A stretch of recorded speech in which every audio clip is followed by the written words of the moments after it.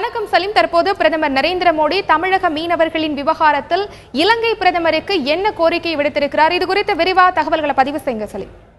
இலங்கை பிரதமர் திரு ரணில் விக்ரமசிங்கே 5 நாள் பயணமாக நேற்று இந்தியா வந்தார். இன்று மிக முக்கியமான நாள். காரணம் என்ன அப்படின்னா, இந்திய பிரதமர் நரேந்திர மோடி அவர்களுடனான சந்திப்பு நடைபெற்றது.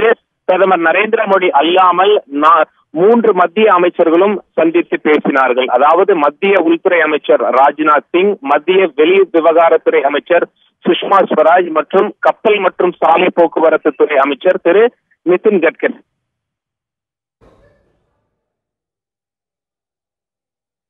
மூன்று அமைச்சர்களும் இலங்கை பிரதமர் இந்த வருகையின் போது என்ன விவகாரமாக பேசினார்கள்? அவர்கள் அங்க பேசிய விஷயங்கள் என்னென்ன சலீம், அதை பற்றி சொல்லுங்க. அதாவது பிரதமர் நரேந்திர மோடி என்ன வலியுறுத்திருக்காரு அப்படின்னு சொல்லி நாம மத்திய அரசை கேட்கும் பொழுது அவங்க ரொம்ப தெளிவா தகவல் சொல்லிட்டாங்க. அதாவது இலங்கை கடற்படை தமிழக மீனவர்களிடம் மனிதாபிமானத்துடன் நடந்து கொள்ள வேண்டும். எந்த சூழ்நிலையிலும் அப்படிங்கறத அழுத்தி சொல்லியிருக்காங்க. எந்த சூழ்நிலையிலும் தாக்குதல் நடத்துவது கூடாது, அறவே கூடாது அப்படின்னு சொல்லி இலங்கை பிரதமர் ரணில் விக்ரமசிங்கேவிடம் இந்திய பிரதமர் நரேந்திர மோடி வலியுறுத்தியுள்ளார். இது மட்டும் இல்ல, ஐநா மனித உரிமை கவுன்சில்ல இலங்கை என்ன சொல்லியிருந்தாங்கன்னா, இலங்கையில தமிழ் மக்கள் பாதிக்கப்பட்டிருக்காங்க போரின் காரணமாக. அந்த மக்களுக்கு நியாயம் கிடைக்க இன்னும் கொஞ்சம் காலம் வேண்டும், இன்னும் 2 வருடங்கள் வேண்டும் அப்படிங்கிற மாதிரி சொல்லியிருந்தாங்க. அது விசாரணை நடத்துறது, அது மட்டும் இல்லாம அவங்களுக்கு போதிய வசதிகள் எல்லாம் செஞ்சு கொடுக்கறது. அது சொன்ன மாதிரி ஐநா மனித உரிமை கவுன்சில்ல இலங்கை சொன்ன மாதிரி 2 வருடத்துக்குள்ள தமிழ் மக்களுக்கு நன்மை செய்ய வேண்டும், நியாயம் கிடைக்க செய்ய வேண்டும் அப்படின்னு சொல்லி இந்தியா தரப்புல, அதாவது இந்திய பிரதமர் நரேந்திர மோடி அவர்கள் இலங்கை பிரதமர் ரணில் விக்ரமசிங்கேவிடம் வலியுறுத்தியுள்ளார். இது ஒரு பக்கம் இருக்கையில, இது நம்ம தமிழ்நாடு சம்பந்தப்பட்ட விஷயம். எந்த 2 நாட்டு தலைவர்கள் சந்தித்துக் கொண்டாலும் பொருளாதாரம் மற்றும் பாதுகாப்பு தொடர்பாக நிச்சயம் பேச்சுவார்த்தை நடத்துவார்கள். இது 2ம் பேசாமல் பேச்சுவார்த்தை நடைபெறாது. அந்த வகையில பொருளாதாரம் தொடர்பான பல புரிந்துணர்வு ஒப்பந்தங்கள் கையெழுத்தாயின. இது ஒரு பக்கம் இருக்கும் பொழுது, அதாவது மீனவர் விவகாரத்திற்கு தீர்வு காணும் வகையில் இந்தியாவிலும் இலங்கையிலும் 2 நாட்டு அதிகாரிகளும் 2 நாட்டு அமைச்சர்களும் 2 நாட்டு மீனவர்களும் பேசிக் கொண்டு வந்ததற்கு 2 நாடும் அதாவது ஆதரவு தெரிவிச்சிருக்காங்க. பேச்சுவார்த்தை நல்ல முறையில போயிட்டு இருக்கு, இதையே பின்பற்றி எப்படியாவது மீனவர் பிரச்சனைக்கு தீர்வு காண வேண்டும் அப்படின்னு சொல்லிட்டு இது ஒரு பக்கம்.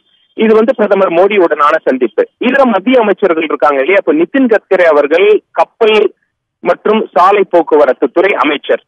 இலங்கையில சீனா நிறைய முதலீடு பண்ணிருக்காங்க.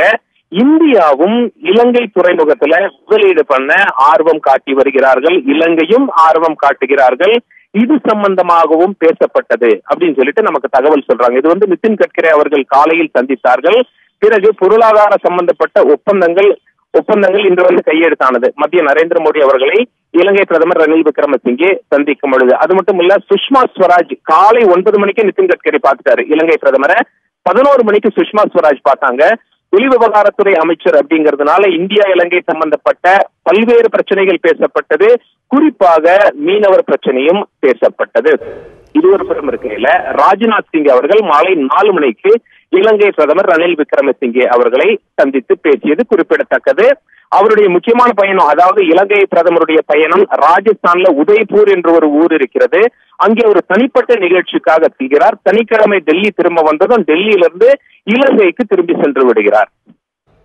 சலீம், இந்த பேச்சுவார்த்தையின் போது இலங்கையில் ஏற்கனவே சிறைப்பட்டுள்ள தமிழக மீனவர்களை மீட்பது, அங்கு உள்ள சிறைபிடிக்கப்பட்டுள்ள படகுகளை மீட்பது தொடர்பாக ஏதேனும் இந்த பேச்சுவார்த்தையில் பேசப்பட்டதா சலீம்? தாக்குதல் நடத்தக்கூடாது என்பதை இந்தியா தரப்பில் அழுத்தம் திருத்தமாக இலங்கைக்கு சொல்லிவிட்டார்கள். அது மட்டும் இல்ல, அடுத்த மாதம் பிரதமர் நரேந்திர மோடி இலங்கைக்கு பயணிக்கவிருக்கிறார். ஏற்கனவே இலங்கை இது தொடர்பான அழைப்பு விடுத்திருந்தாங்க. மீண்டும் அந்த அழைப்பை இன்னொரு முறை விடுத்திருக்காங்க. ஏற்கனவே இந்த மாதிரி நாங்க அழைப்பு கொடுத்திருந்தோம், நீங்க நிச்சயமா வரணும் அப்படின்னு சொல்லி இலங்கை பிரதமர் ரணில் விக்ரமசிங்கே இந்திய பிரதமர் நரேந்திர மோடி அவர்களிடம் மீண்டும் வலியுறுத்தினார். அடுத்த மாதம் நீங்கள் இலங்கைக்கு வருவது போல ஒரு ப்ரோக்ராம் இருக்கு, அதே அந்த ப்ரோக்ராம நாங்க எதிர்பார்த்துட்டு இருக்கோம் அப்படிங்கிற மாதிரி அந்த தகவலை முன்வைத்தார். இது ஒரு புறம் இருக்கையில, அநேகங்க பெரும்பாலும் இந்த மாதிரி ஒரு நாடு அழைத்து இன்னொரு நாட்டு தலைவர் செல்வதற்கு முன் நல்லெண்ண அடிப்படையில் சம்பந்தப்பட்ட நாடு என்ன பண்ணுவாங்க, அல்லது 2 நாடுகளுமே தங்கள் வசம் உள்ள தங்கள் சிறையில் உள்ள மீனவர்களை விடுவிப்பார்கள். சில நேரங்களில் மீனவர்களின் படகுகளையும் விடுவிக்க வாய்ப்பு உள்ளது.